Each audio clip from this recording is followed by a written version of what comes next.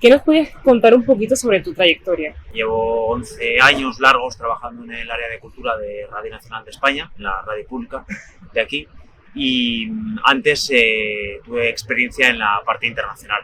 Estuve 5 años aproximadamente en la sección de internacional, aquí en Madrid, y después 2 años y medio aproximadamente como corresponsal en Londres de Radio Nacional de España.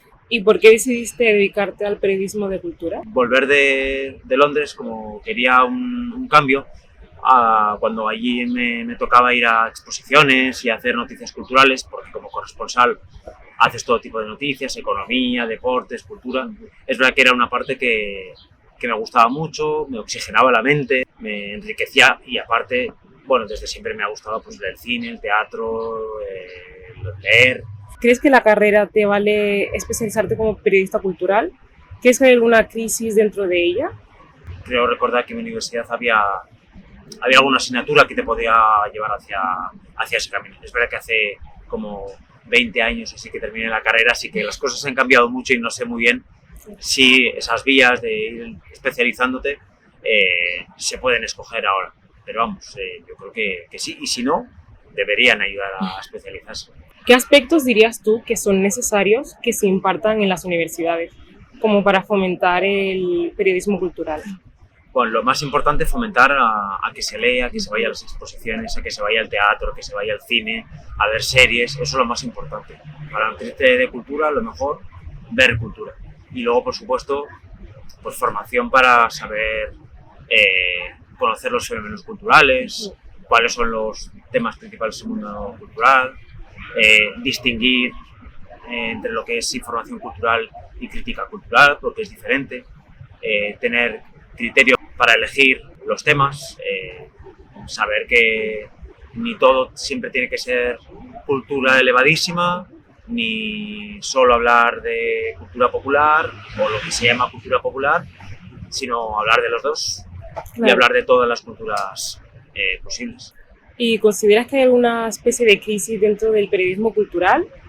Pues no sé a lo que más recursos dedican a la cultura, siempre se lleva más pues, la política, las cuestiones internacionales, porque además eso conlleva también mucho dinero en viajes, etcétera, entonces es normal que se lleve más recursos. Los periodistas culturales ya no somos los que marcamos la tendencia, sino que el público busca otras formas de informar y de saber qué libros quiere leer o qué música quiere escuchar. Ahí pues, la gente ya no busca tanto el periodismo cultural como antes para buscar recomendaciones, pero siguen editándose revistas culturales, sigue habiendo programas culturales y, por ejemplo, Radio Nacional de España tiene una programación cultural muy amplia porque considera que es importante como radio pública ofrecer ese servicio que es hablar de cultura.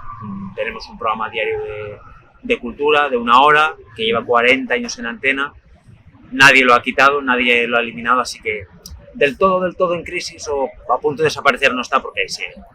¿Crees que se hace una buena cobertura del periodismo cultural en los informativos?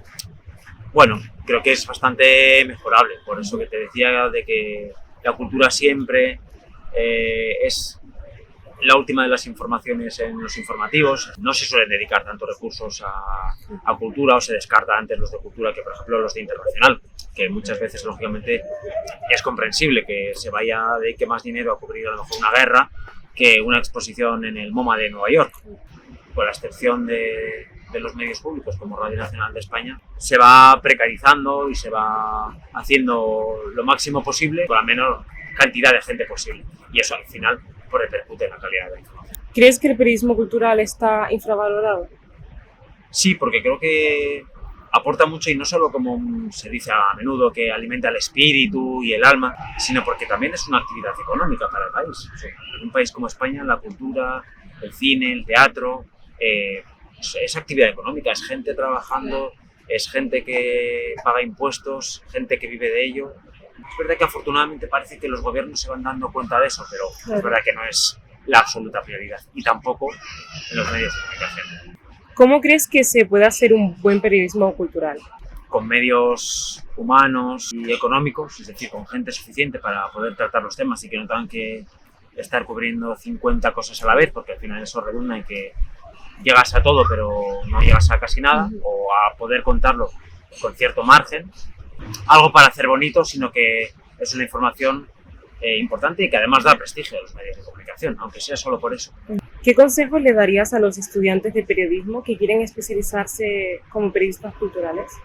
Pues vuelvo un poco a lo de antes, lo que tendrían que facilitar las universidades es ir al teatro, ver series de la más amplia gama posible, leer libros, también leer las revistas o especializadas o aquellos programas que se dedican a cultura para saber de qué se está hablando, cómo se está hablando, porque también es importante la forma en que se habla de cultura, porque además es un tipo de información que incluso permite más creatividad y riqueza a la hora de escribir